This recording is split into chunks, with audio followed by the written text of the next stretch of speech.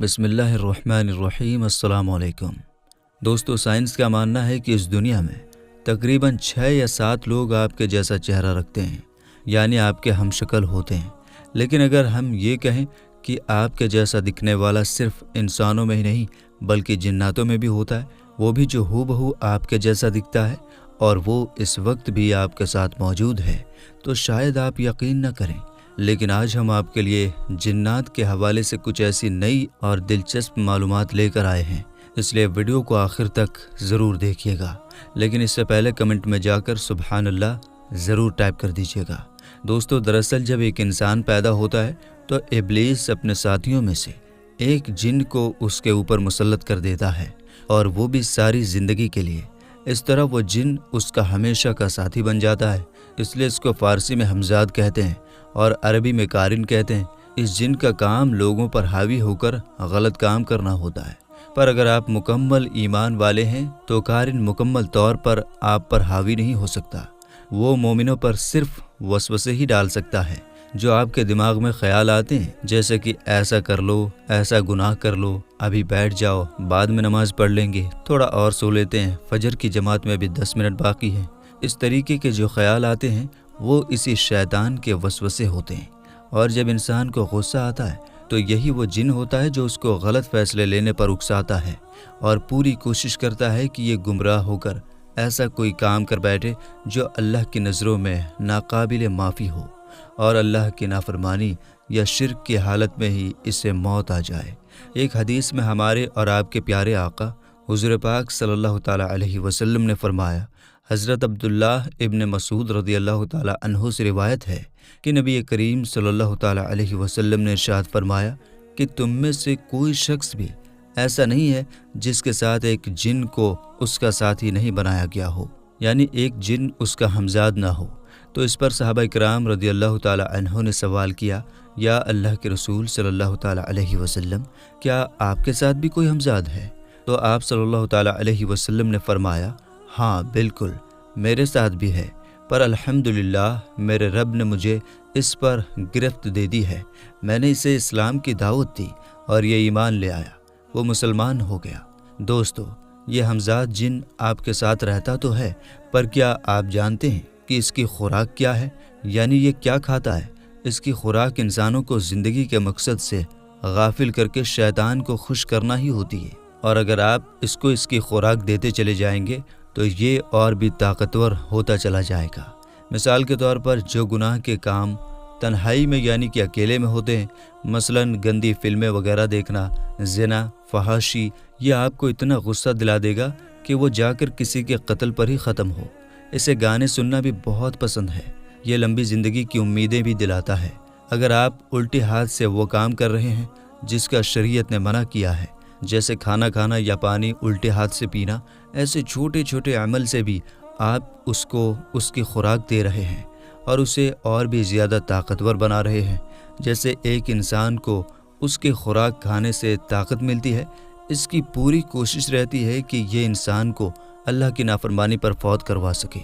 पर अल्लाह ताला ने ईमान की बरकत से इन्हें वसवसे डालने तक ही महदूद रखा है। लिहाजा ये ज़बरदस्ती जिस्मानी तौर पर आपसे कोई गलत काम नहीं करवा सकते। मसलन अच्छा बुरा रास्ता चुनने का पूरा इख्तियार आपका खुद का होता है, बस ये आपको मशवरे दे सकते हैं। कुरान पाक की सूरह कहफ आयत नंबर 27 में अल्लाह रब्बुल इज़्ज़त का इरशाद है, जिसका तर्जुमा है, फिर इसका साथी शैतान कहेगा कि खुदा मैंने इसको गुमराह नहीं किया है, ये खुद ही गुमराही में बहुत दूर तक चला गया था। दोस्तों, ये हमजाद आपका हूबहू हमशक्ल होता है। इसका नाम, कद, चाल, बात करने का तरीक़ा और आवाज़ सब कुछ बिल्कुल आप जैसा ही होता है। जैसे कि आप खुद को शीशे में देखते हैं, ये आपके साथ हर पल रहता है, और जब तक आप इस दुनिया से नहीं चले जाते तब तक ये आपके साथ ही रहता है, और इसी वजह से ये आपके मुतालिक हर चीज़ जानता है, हर वो चीज़ जिसका इल्म सिर्फ आपको है,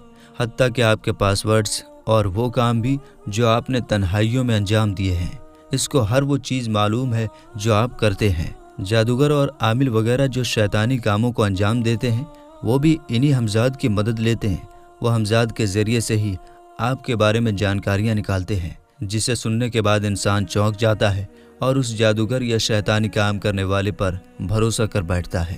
لیکن دوستو، ایسا نہیں ہے کہ جنات ان جادوگروں اور برے عاملوں کی باتوں میں آ کر انہیں معلومات دے دیتے ہیں، بلکہ وہ جادوگروں سے کئی مختلف معاہدے طے کرتے ہیں، ان سے الگ الگ طرح کے جائز اور ناجائز کام کرواتے ہیں۔ اس کے بعد آپ سے جڑی کوئی جانکاری وہ اس جادوگر کو دیتے ہیں۔ یہ ہمزاد جن ایسی شرطیں بتاتے ہیں جس میں بظاہر تو انسان کو اپنا فائدہ نظر آ رہا ہوتا ہے، لیکن اصل حقیقت یہ ہوتی ہے کہ یہ سامنے والے جادوگر یا برے عامل کو مشرک بنا دیتے ہیں اور اسے اللہ اور اس کے احکامات کی توہین بھی کرواتے ہیں۔ میں آپ کو ایک مثال دے کر سمجھاتا ہوں۔ ایک ہمزاد اور برے عامل کے بیچ میں معاہدہ ہوا۔ اب ہمزاد نے عامل سے کہا کہ میں تمہاری ہر بات مانوں گا، تمہارے ہر جائز ناجائز کام کروں گا، جو تم کہو گے جیسا کہو گے ویسا کروں گا، پر اس کے بدلے میں تمہیں 1 ہفتے پانی سے دور رہنا ہے۔ اب دوستو، سننے میں تو یہ بات ایک بہت آسان سا آفر معلوم ہوتی ہے، پر آپ ذرا سوچ کر دیکھیے کہ کیا ہوگا اگر وہ شخص ایسا کرتا ہے۔ وہ اپنی زندگی کے اس ہفتے میں سراپا ناپاکی میں ہی رہے گا، نہ غسل کرے گا اور نہ ہی نماز کے لیے وضو کر پائے گا، اور اگر ایسے میں روح قبض ہو گئی تو وہ اسی حالت میں پچھتاتا ہوا مر جائے گا۔ اور اس کی ایک غلیظ شرط یہ بھی ہو سکتی ہے کہ کسی نہایت ہی ناپاک چیز سے قرآن کریم کی آیت اپنے پیروں پر لکھو۔ نعوذ باللہ، اللہ پاک ہم سب کی حفاظت فرمائے، آمین۔ اور دوستو، جیسا کہ ابلیس نے کہا تھا کہ میں انسانوں سے افضل ہوں، مجھے آگ سے پیدا کیا گیا ہے اور اس کو مٹی سے، اس لیے یہ سبھی جنات خود کو انسانوں سے افضل مانتے ہیں، اور یہی وجہ ہوتی ہے کہ جب معاہدہ ہو رہا ہوتا ہے تو یہ ہمزاد یا جن ان عاملوں کا غلام نہیں بن رہا ہوتا، بلکہ خود ان کو مجبور کر رہا ہوتا ہے کہ وہ ان کی غلیظ شرطیں مان لے اور یہ علم اور حکمت سے خالی ہو۔ ان کی باتوں میں آ کر پوری انسانیت اپنی اشرف المخلوق کے رتبے اور لقب سمیت اللہ رب العزت کی کریم ذات کی بھی توہین کرواتے ہیں، اور اللہ تعالیٰ کو چھوڑ کر ان شیاطینوں سے مدد مانگتے ہیں، جو کہ خلا شرک اور گمراہی ہے۔ اور دوستو، یہ بتانے کی ضرورت نہیں ہے کہ شرک ایک ایسا گناہ ہے جو اللہ تعالیٰ کے نزدیک معاف کرنے کے لائق نہیں ہے، اور اسی وجہ سے جادو کرنے یا کروانے والے کی کوئی عبادت یا دعا قبول نہیں ہوتی، اور وہ دائرہ اسلام سے بھی باہر نکل جاتا ہے۔ لیکن میں آپ سے کہنا چاہوں گا کہ اگر کوئی ایسا شخص جس نے ایسا کوئی کام کروایا ہو یا ایسا کرنے کی سوچا ہو، تو میرے عزیز دوستو، اگر آپ میری بات سن رہے ہیں تو ابھی اللہ سے سچی اور پکی توبہ کریں اور آئندہ ایسا نہ کرنے کا عہد کریں۔ اللہ بڑا کریم ہے، وہ معاف کر دے گا۔ قرآن کریم سورہ زمر میں اللہ تعالیٰ کا ارشاد ہے، اے نبی صلی اللہ تعالیٰ علیہ وسلم، میرے بندوں سے کہہ دیجئے جنہوں نے اپنی جانوں پر ظلم کیا، اللہ کی رحمت سے مایوس نہ ہوں، یقیناً اللہ تو سارے ہی گناہوں کو معاف کر دیتا ہے، وہ بڑا بخشنے والا، بڑا مہربان ہے۔ دوستو، کچھ جادوگر تو اسے کاروبار کی طرح استعمال کر رہے ہیں، لہٰذا جب یہ گمراہ مسلمان جن کا عقیدہ نہایت ہی کمزور ہوتا ہے کسی عامل یا جادوگر کے پاس اپنے مسئلے لے کر جاتے ہیں، تو لوگ اکثر ان کا اور ان کی ماں کا نام پوچھ کر ایسی باتیں بتا دیتے ہیں جو صرف آپ کو ہی معلوم ہوتی ہے، اور اس کے بعد ان لوگوں کا عقیدہ اللہ سے ہٹ کر ادھر منتقل ہو جاتا ہے، اور ان کو لگتا ہے کہ فلاں صاحب تو بہت پہنچی ہوئی شخصیت ہیں، پر حقیقت تو یہ ہے کہ 1 نمبر کے فراڈ ہوتے ہیں، اور یہ شیطان کے چیلے آپ کو جہنم کی دعوت دے رہے ہوتے ہیں۔ لیکن دوستو، ہم ہرگز یہ نہیں کہتے کہ نیک اور اچھے عامل نہیں ہوتے، اللہ والے ہمیشہ اس دنیا میں رہیں گے، اس لیے جو نیک لوگ ہوتے ہیں وہ اگر آپ کے اوپر صرف درود شریف پڑھ کر ہی دم کر دیں تب بھی آپ کو شفا نصیب ہو جائے گی، لیکن اس میں کسی شیطان کا دخل نہیں ہوتا۔ وہ رحمانی عامل ہوتے ہیں، وہ اللہ پاک سے آپ کے لیے دعا کرتے ہیں، تب جا کر ان کے عمل آپ کے حق میں کام کرتے ہیں، اور نہ ان کی آپ سے کوئی زیادہ ڈیمانڈ ہوتی ہے، اور نہ وہ آپ سے کوئی موٹی رقمیں چارج کرتے ہیں۔ اب دوستو، لوٹ کر اپنے ٹاپک کی طرف دوبارہ آتے ہیں۔ دوستو، اس کے پیچھے کی حقیقت یہ ہے کہ اصل میں ایسا ہوتا ہے کہ جادوگر یا عامل کا ہمزاد جن سامنے والے ہمزاد جن سے معلومات لے کر عامل کو بتا دیتا ہے، اور آپ کا ہمزاد جو کہ ہر پل آپ کے ساتھ رہتا ہے اسے آپ کی ہر ایک چیز ڈیٹیل میں معلوم رہتی ہے۔ اور دوستو، جب انسان کی موت ہو جاتی ہے تو یہ ہمزاد جن اسی شخص کی ہی شکل میں دنیا میں موجود رہتا ہے، اور یہ وہ جن ہوتا ہے جس کو لوگ بدرو کہتے ہیں۔ آپ نے اکثر سنا ہوگا کہ فلاں شخص کے اوپر کسی کی روح آ گئی اور وہ پوری ڈیٹیل بھی اس شخص کی بتاتا ہے کہ میں ایسے مرا تھا، میں ایسے رہتا تھا، میں ایسے جیتا تھا۔ اب سننے والا یہ سمجھے گا کہ واقعی میں فلاں شخص کی روح اس کے اوپر آ گئی ہے۔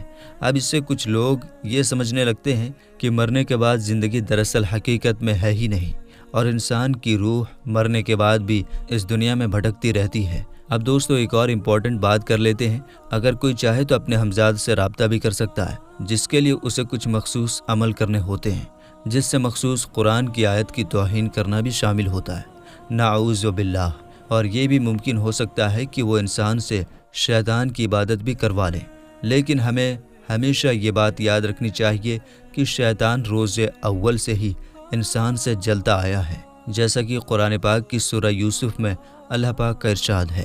کچھ شک نہیں کہ شیطان انسان کا خلا دشمن ہے، اور دوستو جب اللہ پاک نے بھی ہمیں اس کے فتنے سے آگاہ کر دیا ہے تو ہمیں ایسی بیوقوفی کبھی نہیں کرنی چاہیے، اور اگر آپ نے شیطان سے معاہدہ کر لیا تو یقین جانیے کہ آپ کو سوائے پچھتاوے کے کچھ نہیں حاصل ہوگا۔ اللہ تعالیٰ کا انسانوں پر کرم ہے کہ اس نے ہم پر ان شیطانوں کو مسلط ہونے سے روک دیا اور ہمیں اختیار دیا کہ ہم نیکی اور بدی میں سے کسی بھی راستے کو چن سکیں، اور یہ اللہ پاک سے بے وفائی ہوگی اگر ہم اس کے احکامات کو نہیں مانیں گے۔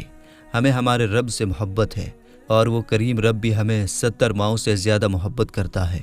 ہم ہرگز شیطان کی پیروی نہیں کریں گے انشاءاللہ، اور اپنے رب کے وفادار رہیں گے انشاءاللہ۔ دوستو اب جب ہم نے ہمزاد جن کے بارے میں بات کر لی تو ہم آپ کو بتاتے ہیں کہ جس طرح اس دنیا میں اچھی بری دونوں چیزیں ہوتی ہیں، اسی طرح ہمزاد جن کے وسوسوں سے بچنے کے لیے اللہ پاک نے ہمارے لیے ہمزاد فرشتہ بھی مقرر کر رکھا ہے، اور وہ بھی ہمارے ساتھ سائے کی طرح رہتا ہے، اور جتنے خیالات آپ کے ذہن میں آتے ہیں نیکی کرنے کے، وہ زیادہ تر اس کی طرف سے اشارے ہوتے ہیں کہ ہمارے ہاتھوں نیکی کے کام ہو جائیں، جبکہ ہمزاد جن ہمیں اس کام کو کرنے سے روکتا ہے۔ اگر آپ نیکی کرتے ہیں، اللہ پاک کا ذکر اور عبادت کرتے ہیں، تو یہ اس ہمزاد فرشتے کی خوراک ہوتی ہے جس سے اسے طاقت ملتی ہے، اور وہ اپنی طاقت سے آپ کو اللہ کے حکم کے ساتھ اس ہمزاد جن کے وسوسوں سے بچائے گا، اور اگر اس سے ہمزاد جن طاقتور ہو جائے تو یہ ہمزاد فرشتے کو کمزور کر دے گا۔ اللہ تعالیٰ نے ہمیں اس دنیا کی آزمائش میں ڈالا ضرور ہے،